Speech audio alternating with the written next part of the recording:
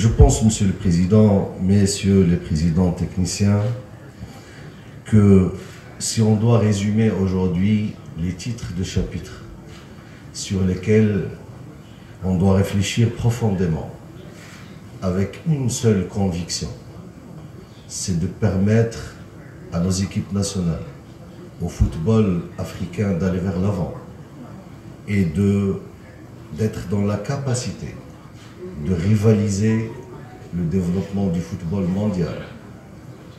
Plutôt, d'être dans la capacité de rattraper des décalages qui aujourd'hui deviennent de plus en plus une réalité vécue.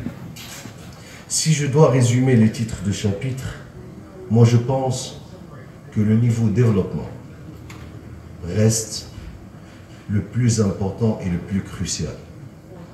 Il est aujourd'hui fondamentalement clair que les écarts de pratique footballistique dans notre continent par rapport à ceux qui enregistrent des belles apparitions au niveau de la Coupe du Monde, ce sont des décalages réels. Que ce soit au niveau de la pratique, que ce soit au niveau de la formation, que ce soit au niveau de la gouvernance du football en entier. Ce sont autant de problématiques. En tout cas de cause, il n'y a pas beaucoup d'efforts pour faire ce diagnostic. Il est clair, et ça risque même de devenir une fatalité. Là où vous essayez d'analyser la situation, vous allez vous apercevoir que les conditions de pratique ne répondent pas en ordre. Et que là où vous essayez de comprendre, vous allez voir que, à part quelques initiatives individuelles de formation, de process, il n'y a pas de process professionnel de formation des jeunes de bout en bout. Et quand vous essayez de comprendre le pourquoi de tout ce process, effectivement, la gouvernance de notre football à tous les niveaux nous interpelle et il nous interpellera sans doute durant les prochaines années. Je ne veux pas rentrer dans le détail, je serai content de participer activement avec les spécialistes durant ces 2 prochains jours pour exprimer mon point de vue de quelqu'un qui est passionné du football, mais de quelqu'un qui a toujours défendu, et je le ferai volontairement sans aucune hésitation, que seul le travail professionnel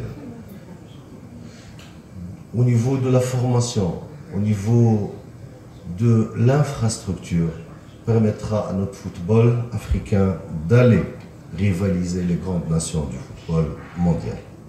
Il ne faut pas la traiter toujours avec un angle où on paraît des victimes et on essaye effectivement de faire appel à des logiques de victimisation. Loin de cela.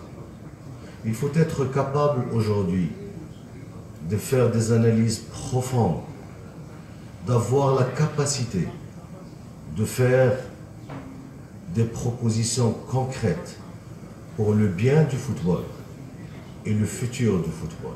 Il est clair, Monsieur le Président, que le football et son développement sont basés sur 2 fondamentaux malheureusement antagonistes dans la plupart des cas.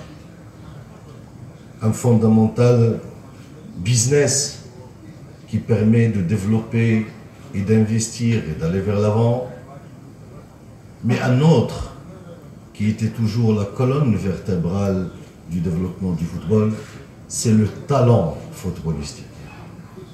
C'est l'art, c'est le charme du football, l'expression artistique des joueurs sur le terrain. Et si la dose du business devient dominante, ma crainte, c'est que le talent et l'art footballistique sera sans doute sacrifié.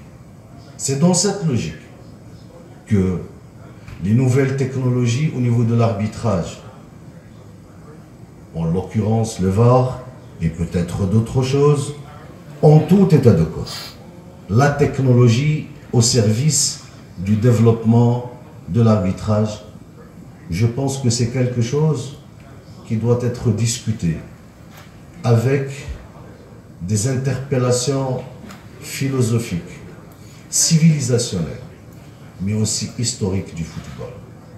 C'est comme ça que la nouvelle technologie pourra être et assumer ce rôle d'être un instrument d'assurer l'impartialité sur les pelouses et la justice footballistique.